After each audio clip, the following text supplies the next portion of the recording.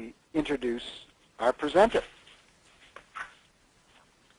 Mavis Thatcher is a graduate of the University of Calgary with a Bachelor of Science and a Bachelor of Education. She then completed a Master of Education specializing in education technology, and that was in 2000. In her project management class, and this is what I thought was so engaging, in her project management class she did a proposal called How to Start a Virtual School. Based on that proposal, she helped co-found Sunchild ELearning Community, which we're going to learn about today. Mavis has taught over 15 years in the areas of science and mathematics. She has been on various committees developing online curriculum for Alberta education, and this curriculum is distributed to all teachers and schools to use throughout Alberta, Canada. As the co-founder of the private online school, Mavis initially served as the Director of Technology implementing online instruction for Sunchild eLearning, and she did that for 8 years. Then in June 2008, she joined full-time as the principal. Today's school is now serving over 300 students throughout the province of Alberta and Northwest Territories in over 20 First Nation communities with amazing completion rates of over 70%. So, as I turn it over to you, Mavis, there is one more piece of information we are going to gather from our attendees about what their role is in terms of teaching, classroom teaching, blended, fully online classes, multiple entries, so you can mark each of those as you do that. So I'm going to change presenters to Mavis as you are getting that done. And give just a moment, and interesting polling, so I'm going to close the poll in just a moment because people seem to be rushing to get to register their polling response. Okay, let me close this and share it, and you can see that it's nicely distributed. 18% of you do not teach, but those of you who do classroom teaching, blended, and fully online. Excellent, excellent, interesting audience. So let me hide that and let me ask Mavis to take the stage. We have one more poll, but let Mavis get started and we'll work with that. So Mavis, you should see something on your screen which says, show my screen. Okay. It may be hidden behind something else you're doing. Just press that. Aha, there it is. Okay, great. Is it good Thank now? you. Yep, Great. yep. So you see the front screen now, Steve? Yes, I do. Great. You're good to go. Okay. Thanks a lot, Steve. Really appreciate the opportunity to share our story here. And it's great to see so many professions from the higher education side interested in the K-12 story here. And what I'm going to share today is a bit of a study done by the Mount Royal University in Calgary. Dr. Norm Vaughan, he had studied our school and wrote a paper on it as well. And it's called The Blended Approach to Canadian First Nations Education here. And this presentation isn't his full study, but we have capitalized the highlights of it here for you. So today I'll take a look at the history of our school, how it started, and then the key elements of what's effective about our SE Cyber model. And then I'll give you a little tour of our school and then show you a little bit of our marks database system that we've developed.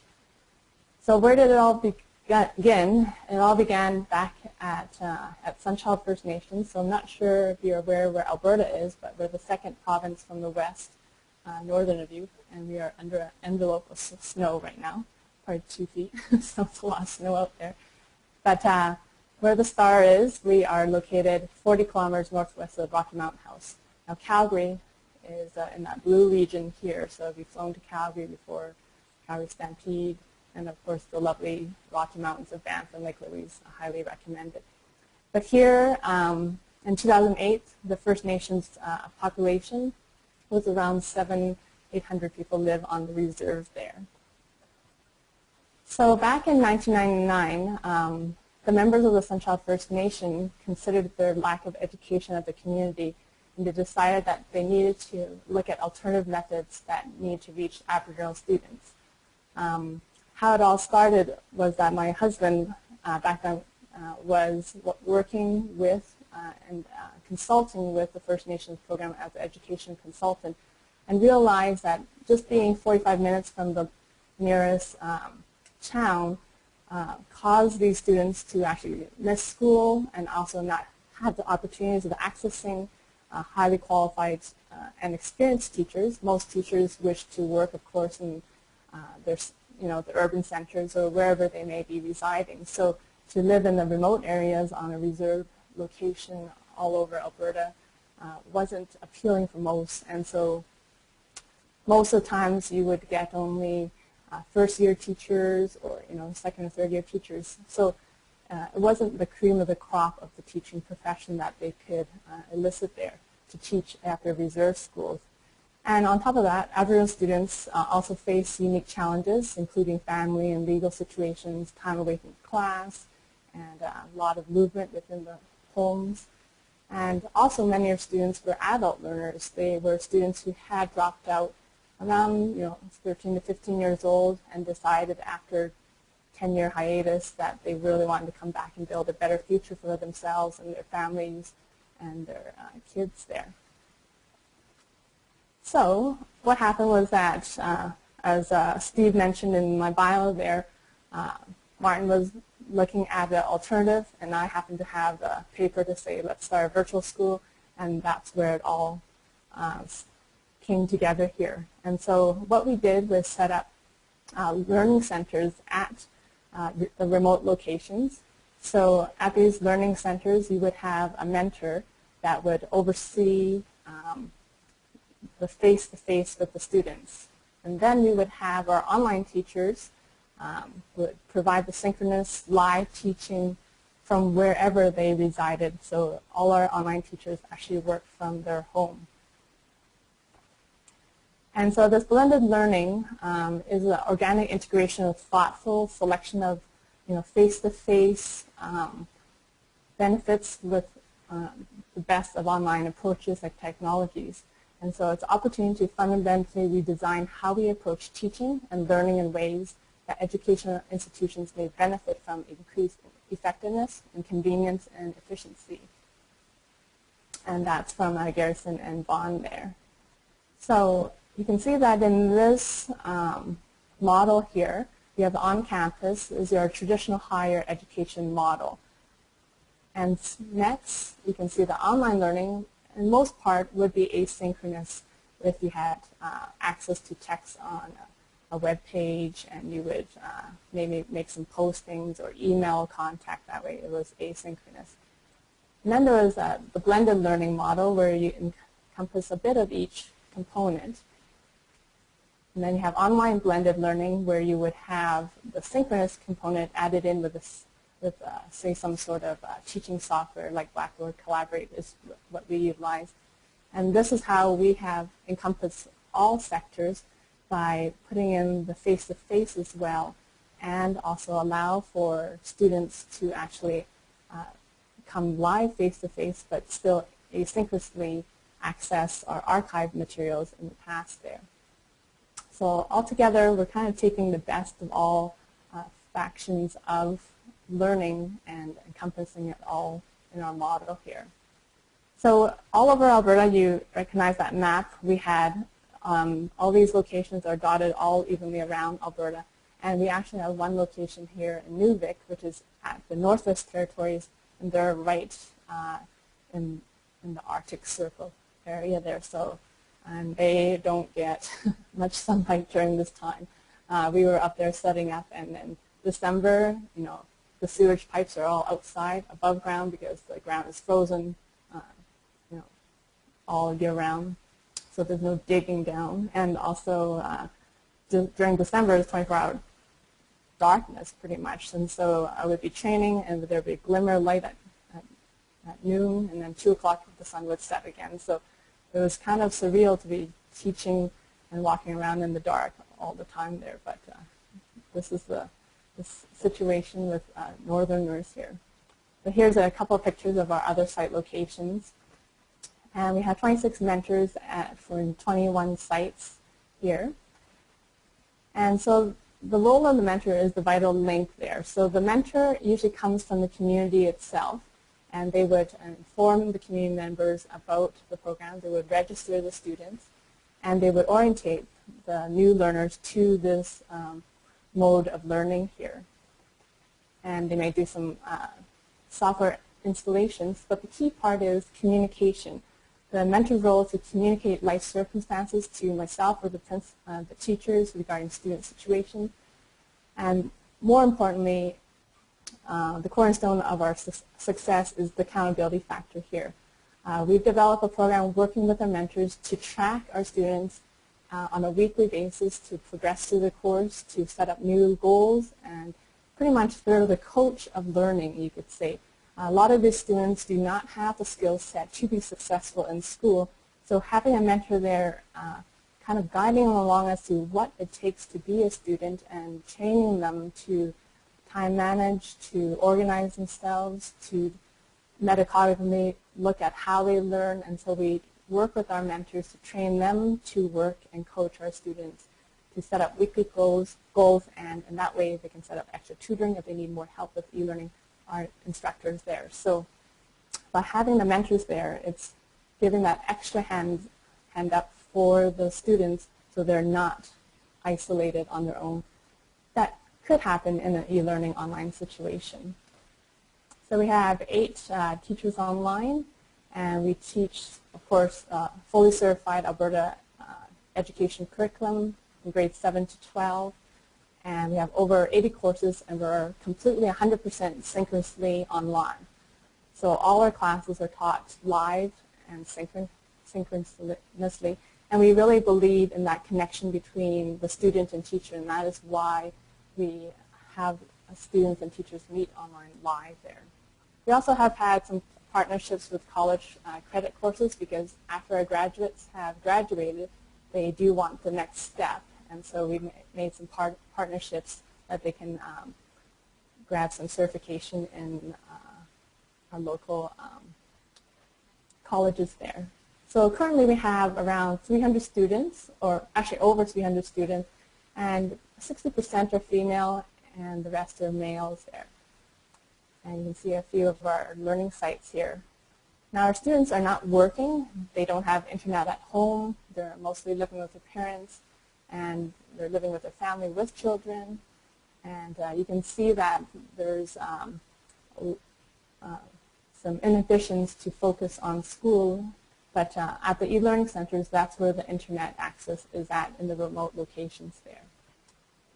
So how does our e-learning model work? And so here we have set up what we call our SoftChalk e-learning model here.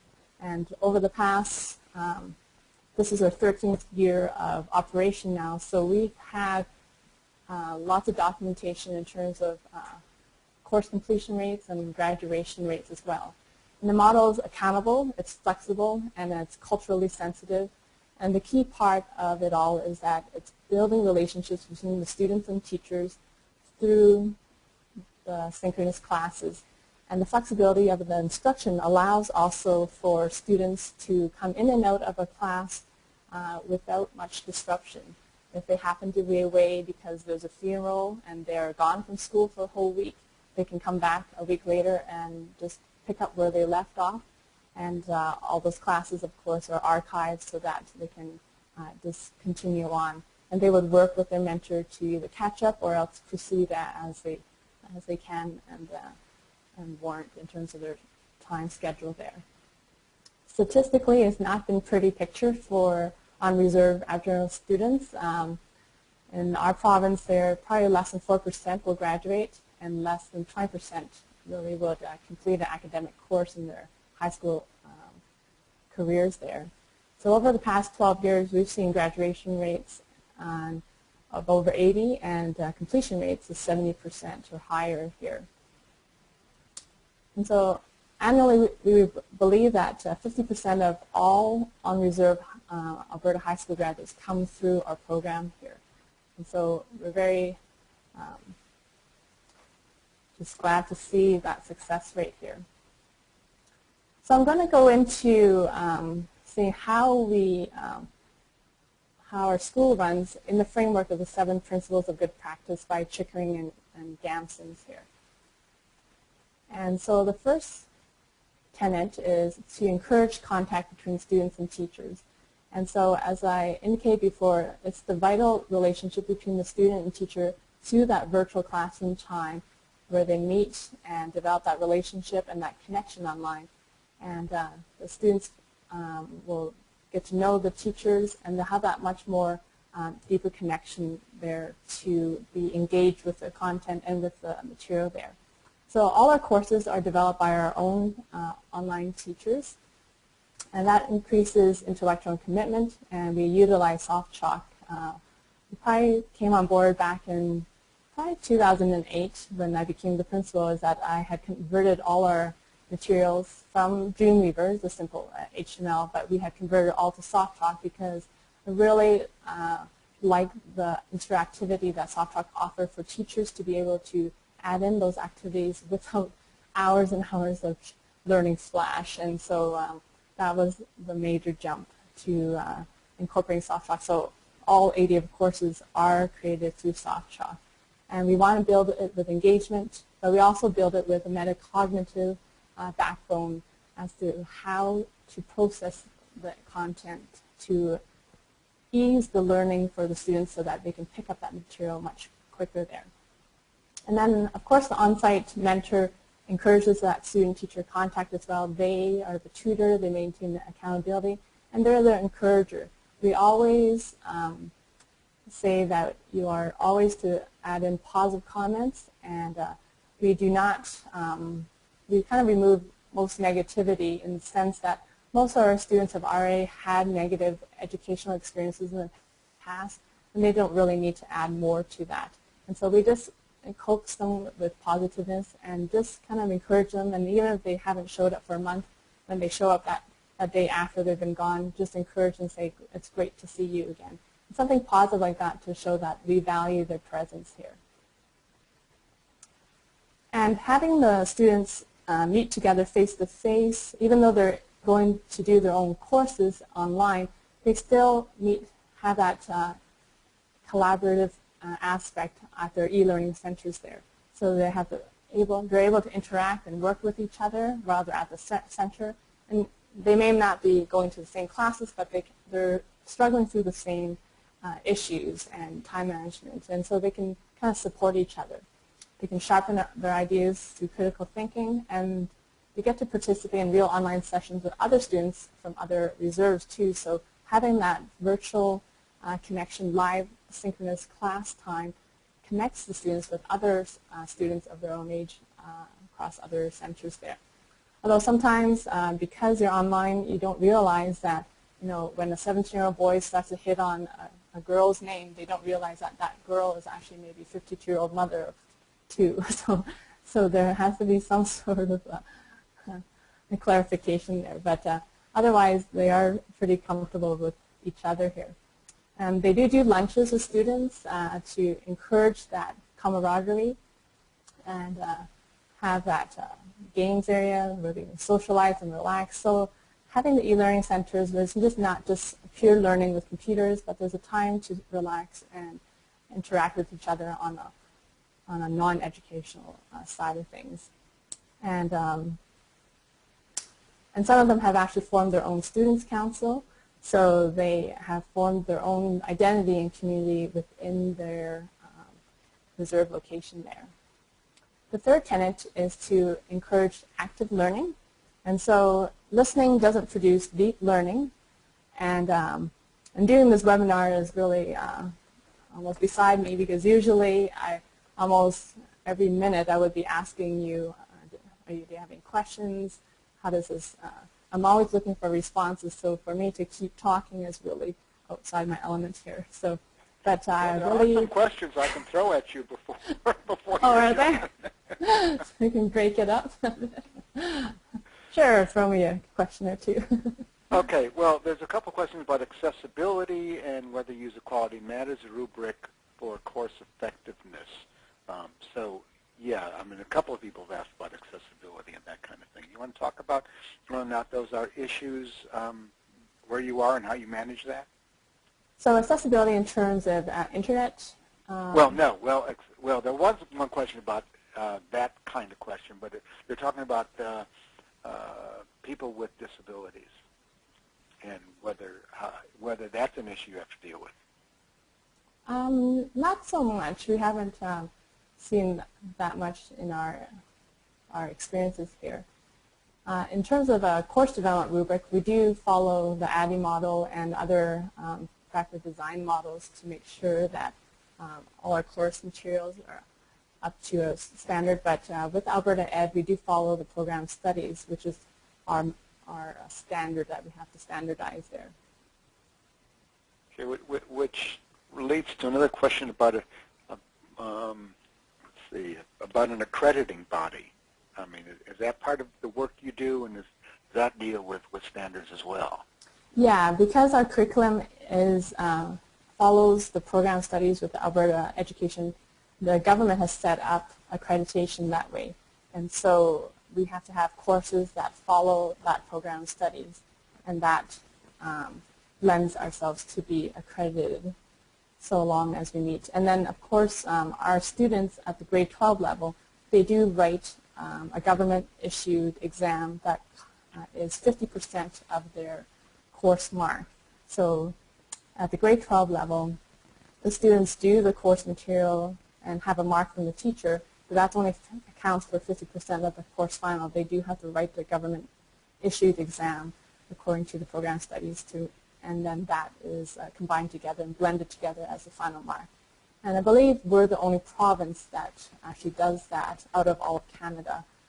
Standardized testing has its pros and cons on all aspects here, but that allows for a lot of level playing field, so everybody knows when they are coming out of an Alberta school, they've all met the government standards. Okay, there are other questions, but maybe we should let you get back to your talking points, and then we'll catch up with them later on. Great, sounds good. Okay. So, so learning deepens when the students discuss learning, they write about the learning, relate the topic to past experiences, and apply learning to daily life here. So in our program, as you can see, when you're working online, you develop other life skills such as time management, public relations skills, online and face-to-face communication skills there.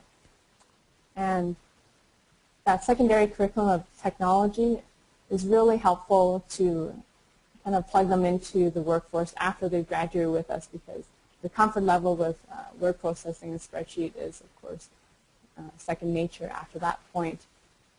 And we do, before students do come online with us, they do take a one-credit course that goes towards a high school diploma that orientates them to our program and introduces to them how we do e-learning. And it's very straightforward, and maybe during the demo I may show it to you.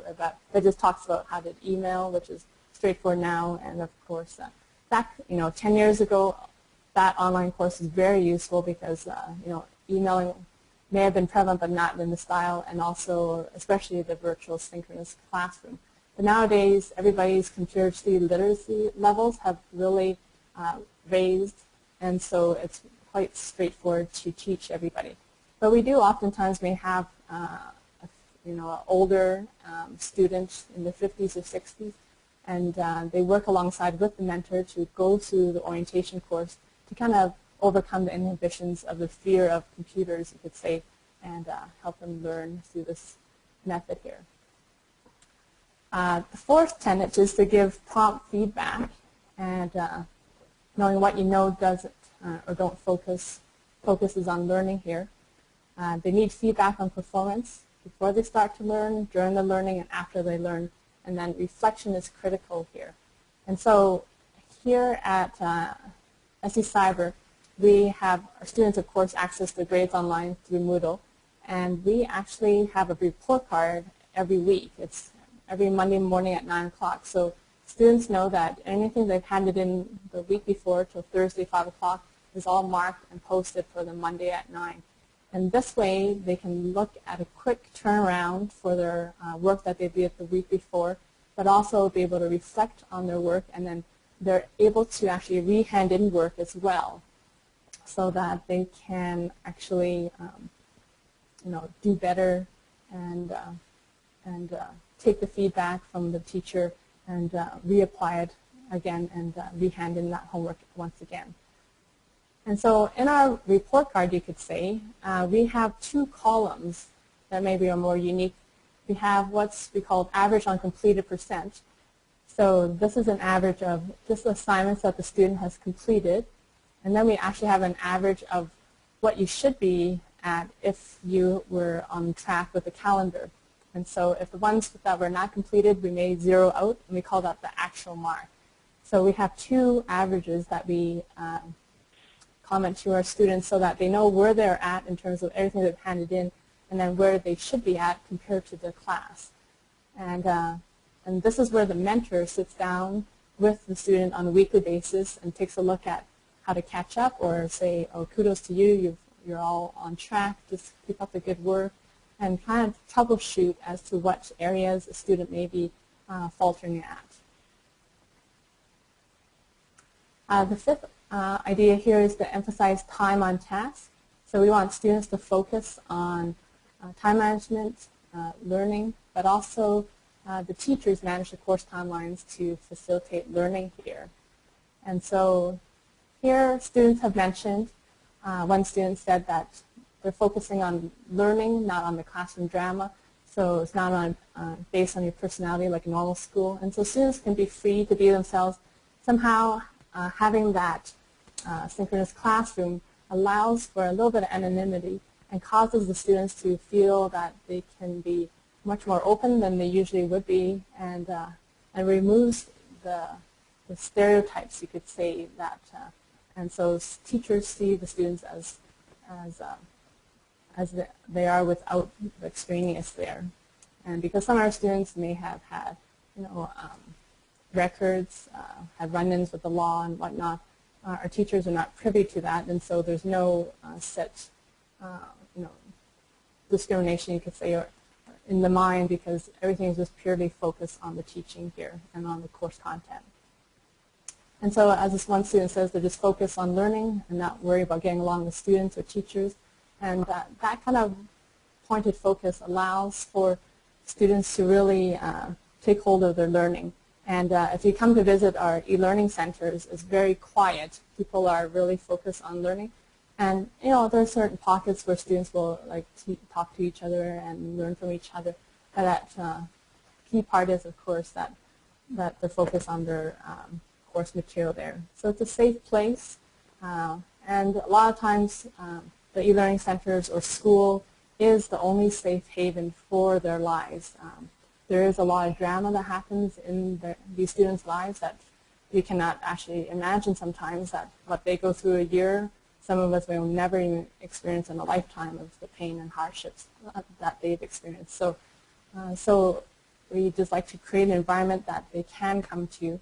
They can work at their own pace, so there's not that pressure. And so if they cannot finish a course within the traditional set five months, we let them finish in 6 months or 8 months, or within a whole year. So as long as we're looking for completion, and completion to the best of their abilities here.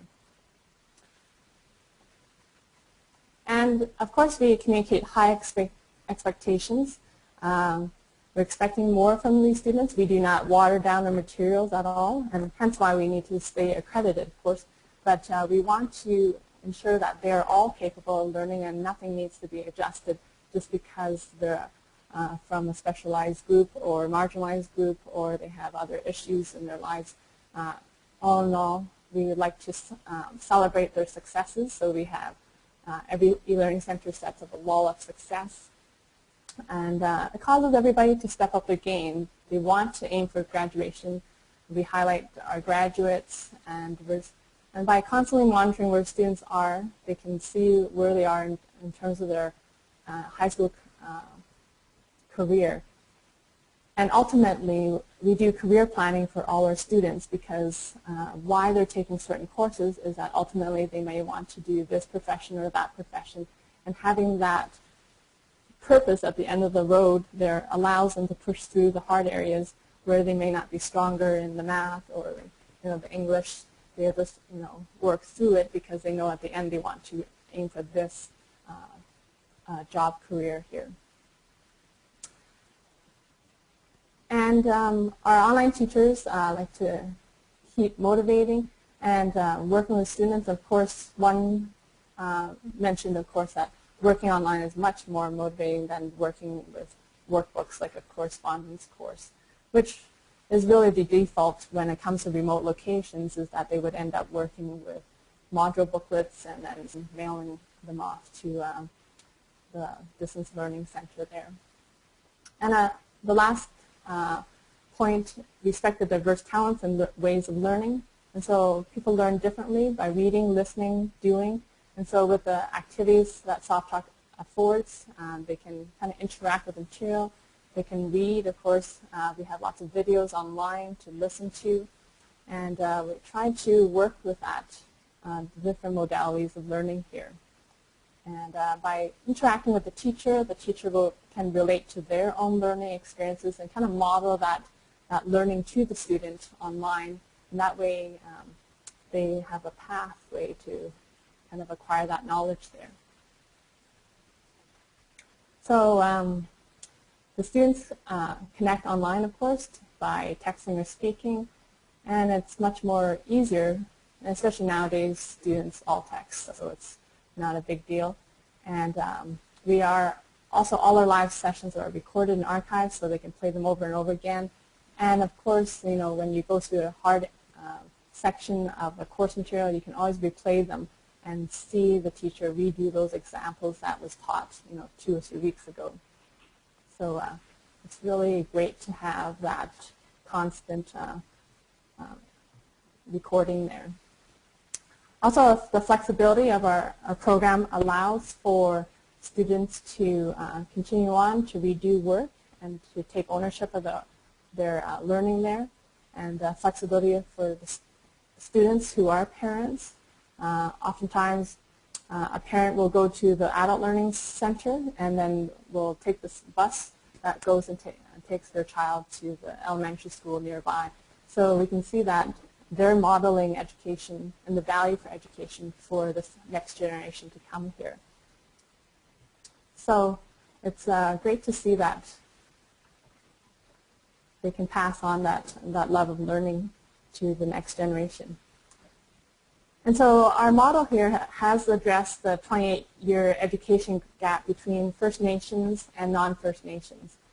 There's a study done by the Auditor General back in 2005, and the results are kind of dismal in terms of how education is just not accessible for First Nation remote learners there.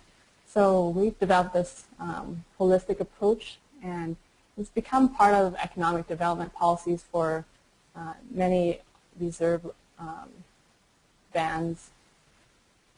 And we really couldn't have started it without our corporate sponsors. It really started with the first company here, ConocoPhillips. We just presented the idea to the VP there, and he really saw the value of that program and saw the benefit of it and saw the vision when back then nobody really knew what online learning was. Nowadays, it's, everybody knows has a feeling of what online learning is, but back then, 13 years ago, it was so brand new. Even the mainstream public school where I worked as my online teacher, that was almost shunned because we were almost on the outskirts of true education.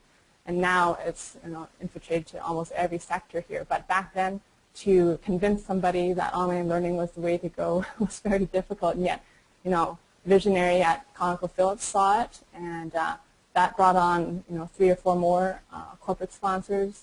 And then only this year have we actually have federal government, Canadian or national government funding for our school, because governments take a while to get on board. So, And we've had much recognition in the past years, being featured on Time.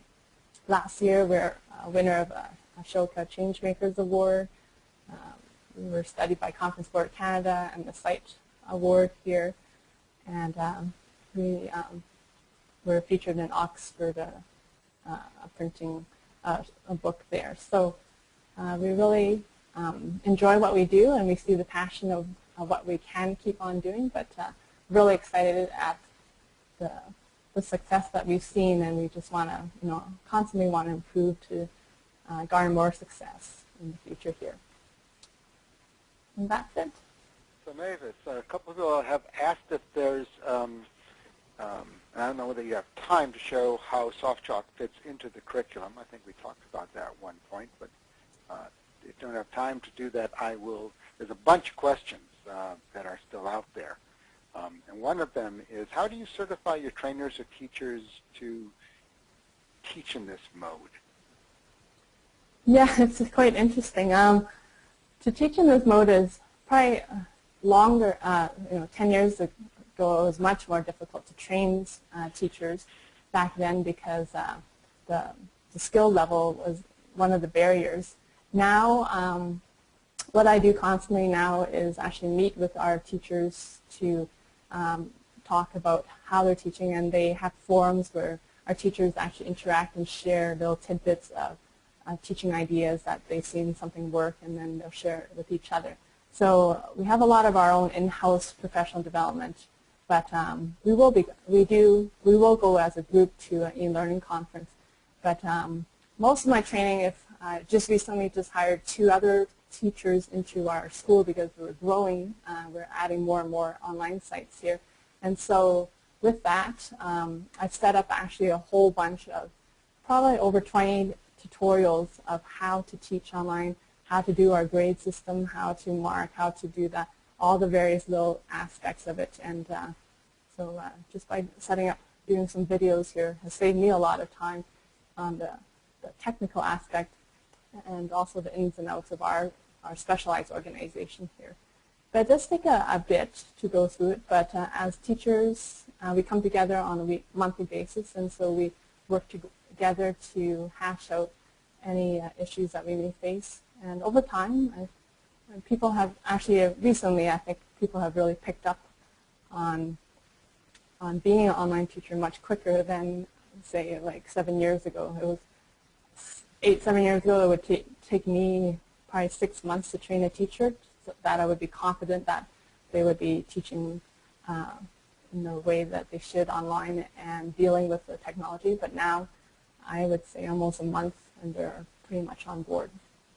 Yeah, Mavis, there's a couple of questions. Again, another question about whether or not you can show somebody your curriculum, but they also asked whether there are videos available for them to see. So maybe I think what you might do is talk to us about where they could get more information about the work you do, about the curriculum, and I know that you have some content available on your website in terms of the YouTube videos as well. So want to touch base with that? Yeah, they can always visit our website here, www.secyber.net, and they can take a look at, we have a video here where you can watch and see our students talk about e-learning there. But I can quickly just showcase one of our courses that we developed through SoftChalk. Yep, people have been asking for that. That's great. Okay, and so this is one of our courses here. It's actually a language course, First Nations language course, Cree, and we've actually utilized Moodle. We've actually customized it to be more of a K-12 framework here. So we click into lessons, and so it's a little bit more iconic in that sense, and we have it all based on units. And I'll just showcase this one lesson here. So of course this is created in SoftChalk here. And this is actually a language course. So what the students do, of course, is that they can take a look at the content. They're trying to learn about animate nouns and inanimate nouns, and that's a whole paradigm shift for non-native speakers because it's quite a different way of looking at language. But we have little sound bites here. And so we've had our subject matter expert when we created the course. I think you can hear through my speaker a bit about the sound here, but I'll do another one here. I'll put my mic closer. But you can see here that the teacher of the language is digitized here. So students can always go through this lesson and hear these words over and over again. And my favorite word is this word here. Wawa. I think it's just funny to say wawa, but for eggs. But so they can learn the language, which is culturally very strong for them. And this is one of the activities to try to determine between animate and inanimate. So sugar is animate, and then if it is, that's wrong, then it goes here. So you can get a sense of trying to shift your paradigm of what items are in terms of animate and inanimate. And so you can play that around there. But of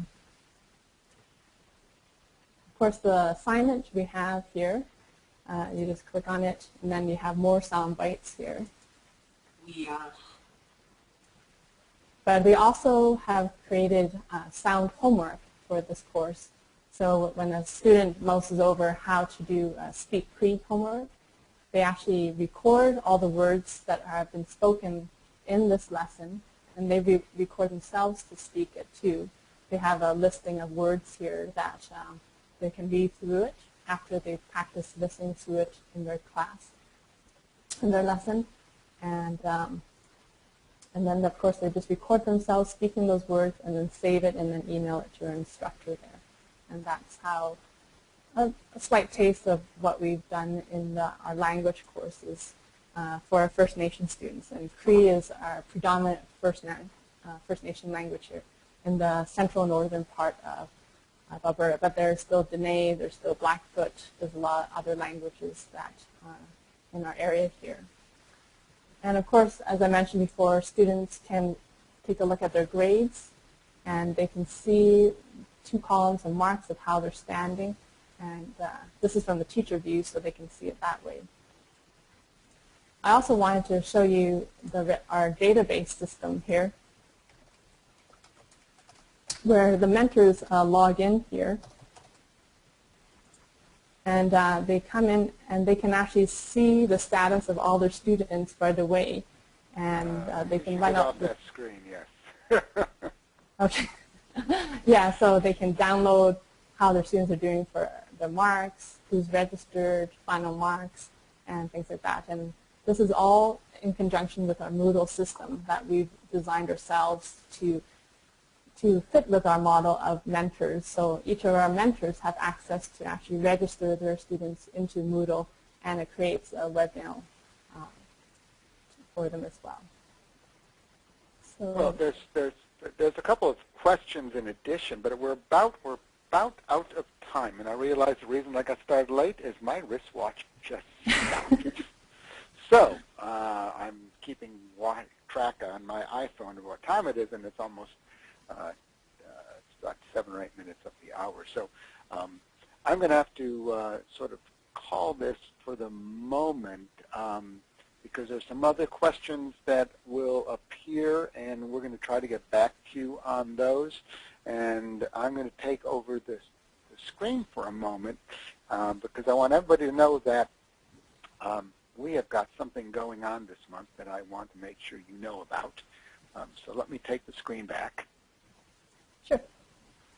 And just to let you know, and just winding up here, there's a special November promotion going on. So if you ever thought about using SoftChalk, I just want to make sure that you know that there's some opportunities to save big right now. So there are folks out there that have done it. Don't want to make this a big promotion, but I do want you to know about it. So you contact our sales team.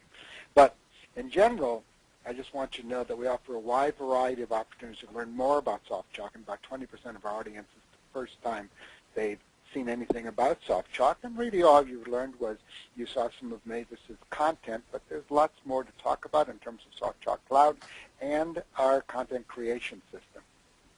So explore our website, if you will, either softchalk.com or SoftChalk Cloud. Get a 30-day free subscription to SoftChalk Cloud. We have these Innovators in Online Learning webinars, and we will offer more in the near future. Just look at our website for more information. And we have training available in terms of video tutorials and short courses. And of course, we have a newsletter, and like us on Facebook and follow us on Twitter. And again, the big promotion we have going on.